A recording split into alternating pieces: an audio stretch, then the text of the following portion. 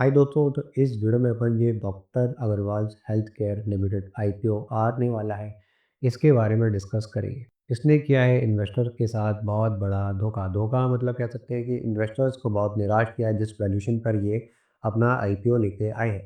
तो इसकी वैल्यूशन क्या है ये अभी हम इस वीडियो में आगे देखेंगे, तो वीडियो में लास्ट तक बने रहिए। तो आईपीओ की बात कर ली जाए तो 29 जनवरी से ये आईपीओ स्टार्ट होने वाला है और इस आईपीओ में आखिरी डेट जो है वो 31 जनवरी होने वाली है। और आईपीओ का प्राइस बैंड जो है वो 382 रुपीज़ से लेकर 402 रखा गया है। लॉट साइज़ की बात करी जाए तो 35 शेयर्स का अपना एक लॉट साइज़ है। आईपीओ का टोटल इश्यू साइज़ जो है 3000 करोड़ का है। कह सकते हैं कि काफ़ी बड़ा मतलब इश्यू साइज़ है। यहाँ पे मिलने के जो चांसेस हैं काफ़ी ज़्यादा होने चाहिए, लेकिन हमको इसमें अलॉटमेंट में मतलब हमको अप्लाई करना है या फिर नहीं करना है, ये हम अभी आगे देखेंगे, क्योंकि हमको यहाँ पे कुछ कंसर्न्स हैं। तो वो क्या कंसर्न्स हैं हम वो डिस्कस करेंगे। जितना भी ये जो आईपीओ आ रहा है, उसमें से फ्रेश इश्यू सिर्फ 300 करोड़ का है। बाकी का 2700 जो करोड़ है वो ऑफर फॉर सेल है। मतलब ये वाला जो 2700 का जो डेटा है, मतलब ये जो अमाउंट है, ये कंपनी के प्रमोटर्स के पास जाएगा, ये कंपनी के पास नहीं जाएगा। तो शायद यही वजह है कि ये लोग इतने लालची हो गए, मतलब लालच दिखा के इतने हाई वैल्यूएशन पर अपना आईपीओ लेके आए हैं। अब यहाँ पे दोस्तों बात कर ली जाए तो कंपनी में क्या है कि शेयर होल्डर कोटा भी रखा हुआ था। डॉक्टर अग्रवाल का एक क्या है कि स्टॉक एक्सचेंज में एक कंपनी है, वो लिस्टेड है, उसका अगर आपके पास एक शेयर है तो आप शेयर होल्डर कैटेगरी में भी अप्लाई करने के लिए एलिजिबल है। लेकिन यहाँ पे कोई भी फ़ायदा नहीं है शेयर होल्डर कैटेगरी में भी अप्लाई करने का, क्योंकि जब वैल्यूएशन इतनी हाई है तो हम अप्लाई करके अपने को लॉस क्यों लेंगे? क्योंकि अभी हम ग्रे मार्केट प्रीमियम की अभी डिस्कस करेंगे कि कंपनी ग्रे मार्केट प्रीमियम क्या चल रहा है। तो फाइनेंशियल डेटा की बात कर ली जाए तो यहाँ पे 2022 से लेकर सितंबर 2024 तक का यहाँ पे डेटा दिखाया हुआ है। तो आप रेवेन्यू की बात कर ली जाए तो 2022 में था 713 करोड़, फिर 2023 में 1000 करोड़, फिर वो इंक्रीज़ होकर 1300 करोड़ हो गया है। और यहाँ पे 6 महीने की बात करी जाए 2024 का अगर डेटा की बात करें तो 837 करोड़ के आसपास का यहाँ पे इनका जो रेवेन्यू है। तो कह सकते हैं कि इनका जो रेवेन्यू है, रेवेन्यू में अपन को कंटिन्यूस ग्रोथ दिखाई दे रही है। अब उसके बाद अगर अपन यहाँ पे प्रॉफिट की बात कर लें, तो प्रॉफिट आफ्टर टैक्स भी कंपनी का क्या है कि लगातार इंक्रीज़ हो रहा है। तो 43 करोड़ से बढ़कर हो गया 103 करोड़, फिर उससे बढ़कर हो गया 2000 मतलब थोड़ा-सा डिप आया है यहाँ पे 2024 में। उसके बाद दोबारा से आप देखेंगे कि यहाँ पे जो कंपनी का प्रॉफिट आफ्टर टैक्स है वो 39 करोड़ है। तो इसको अगर हम 12 महीने का अगर हम अंदाज़ा लेके चलें कि अगर ये 39 करोड़ हो सकता है कि अगले क्वार्टर में या फिर मतलब अगले 2 क्वार्टर में ये कंपनी अगर 50 करोड़ का भी यहाँ पे अर्निंग करती है, तो 2024 का जो फाइनेंशियल ईयर होगा, मतलब 2024 और 2025 का जो फाइनेंशियल ईयर होगा, उसमें अगर हम नेट प्रॉफिट अगर लेके चलते हैं या हम एक्सपेक्टेड प्रॉफिट लेके चल रहे हैं, तो टोटल प्रॉफिट यहाँ पे हमको 90 करोड़ हो सकता है। तो 90 करोड़ क्या है कि ये 95 करोड़ से कम है। तो अगर ऐसा होता है, तो कंपनी का जो नेट प्रॉफिट है 2023 में 103 करोड़ का था, वो गिर के थोड़ा-सा कम हुआ है 2024 में।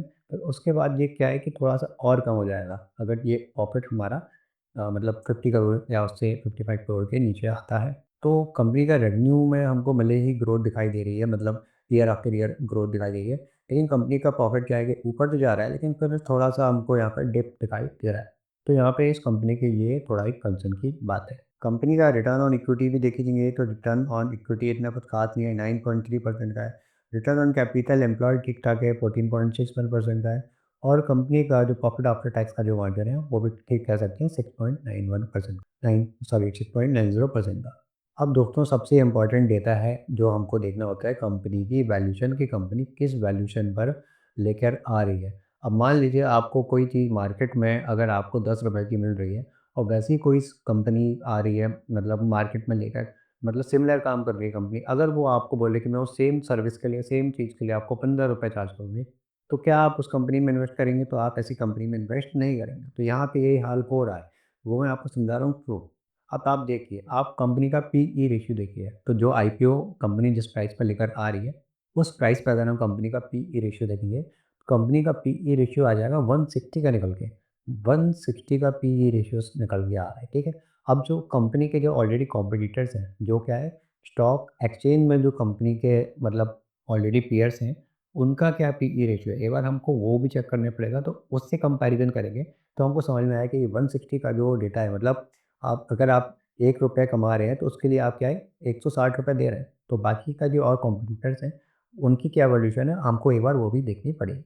तो कंपनी के हेल्थ केयर से रिलेटेड जितनी भी कंपनीज़ हैं, जैसे अपोलो हॉस्पिटल्स है, मैक्स हेल्थ केयर है, फोर्टिस हॉस्पिटल है, ग्लोबल हेल्थ केयर है, ये सारे के सारे नाम आपको यहाँ पे देखने को मिल रहे हैं। तो ये सारे के सारे क्या है, स्टॉक एक्सचेंज पर लिस्टेड हैं और इनकी क्या वैल्यूएशन है। तो देखिए डॉक्टर अग्रवाल का प्राइस क्या है, जो प्राइस टू अर्निंग रेशियो है, यहाँ आपको 130 दिख रहा है। ये मतलब जिस प्राइस पर ये आईपीओ लेकर आ रहे हैं, आईपीओ आने से पहले, आईपीओ आने के बाद ये पीई रेशियो कितना हो जाएगा, ये हमने अभी देखा, ये हो जाएगा 160 का पीई रेशियो। मतलब अगर आपको ₹1 मतलब कंपनी में अर्न करना है, तो आप उसके लिए कितना ₹160 दे रहे हैं। तो बाकी के जो मतलब जो कंपनी लिस्टेड है, उनका क्या वैल्यूएशन है? तो आप देखिए अपोलो जो हॉस्पिटल है, उसका पीई रेशियो देखिए 107 का, मतलब ₹1 अर्न करने के लिए आप कितना ₹107 दे रहे हैं। मतलब डॉक्टर अग्रवाल के अपने आईपीओ से ये वैल्यूएशन क्या है, इतनी सस्ती है। ठीक है? अब उसके बाद एक और कंपनी देख लेते हैं, मैक्स हेल्थ केयर देख लीजिए, तो मैक्स हेल्थ केयर का पीई रेशियो कितना है, 95। मतलब यहाँ पे भी आपको कम रुपए लगेंगे। फोर्टिस को देखेंगे, फोर्टिस का आपको पी रेशियो दिख रहा है 82 का। बाकी के ऐसे और देखिए 57, 33 79, 136, 69, जितनी भी यहाँ पे लिस्टेड कंपनी हैं, जितने भी यहाँ पे अपनी स्टॉक एक्सचेंज में कंपनी है, सबका जो पीई रेशियो है, वो इस कंपनी से कम है। तो आपको आप खुद बताइए, ये कंपनी जो ऑलरेडी इतनी एक्सपेंसिव वैल्यूएशन पर ला रही है, इस पे हमको क्या ही ग्रे मार्केट प्रीमियम मिलेगा, हमको इस पे क्या ही ग्रे मार्केट प्रीमियम मिलेगा, जो कंपनी हमारे इन्वेस्टर्स के लिए कुछ छोड़ ही नहीं रही है ग्रोथ के लिए। मतलब प्राइस एप्रिसिएशन के, हाँ, चलो सस्ती आ रही है तो ले लेते हैं, प्राइस ऊपर जा सकता है, और इसमें तो प्राइस क्या ही ऊपर जाएगा, जब वैल्यूएशन ही इतनी हाई है, तो चांसेस बहुत कम है। इसका यही रीज़न है कि इसका जो ग्रे मार्केट प्रीमियम है, कंटिन्यूअस जब से प्राइस बैंड अनाउंस हुआ है, कंटिन्यूअस नीचे जा रहा है। या ऊपर से एक तो मार्केट, जो स्टॉक मार्केट है, वो ऑलरेडी नीचे चल रहा है, क्योंकि मार्केट में बहुत सारा प्रेशर है। ऊपर से कंपनी की वैल्यूएशन बहुत हाई है, वैल्यूएशन बहुत हाई है।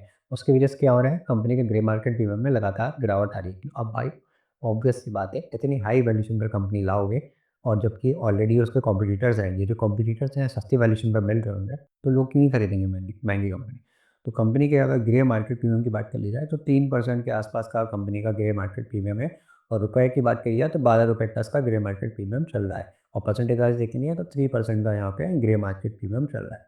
तो अब बात आती है कि हमको क्या इस आईपीओ में अप्लाई करना चाहिए कि नहीं करना चाहिए। तो ये मेरा एक खुद का ओपिनियन है, आप अपना डिसीजन खुद का बेसिस पे बना सकते हैं।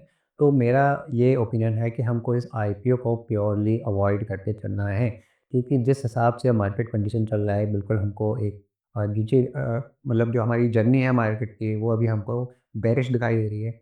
और साथ में इस कंपनी की वैल्यूएशन क्या है कि वैल्यूएशन कंपनी की बहुत ज़्यादा लेकर आ रहे हैं। तो यहाँ पे चाहे आपने शेयर होल्डर कोटा की अप्लाई करने के लिए आपने शेयर ले रखा होगा, आप मतलब निराशा तो होगी कि भाई कंपनी इतनी वैल्यूएशन हाई लेकर आ रही है। पर हमको इस आईपीओ में अप्लाई करके मतलब रिस्क नहीं लेना है। क्यों हम फालतू में ऐसी महँगी कंपनी लें, जो इन्वेस्टर्स का नहीं सोच रही हैं, तो भाई हम ऐसे ही कंपनी में क्यों अपना पैसा वेस्ट करें। इससे अच्छा मार्केट में इतनी अच्छी कंपनीज़ हैं, अभी अच्छी रेट में मिल रही हैं, मैं उन पे भी वीडियो बना दूँगा।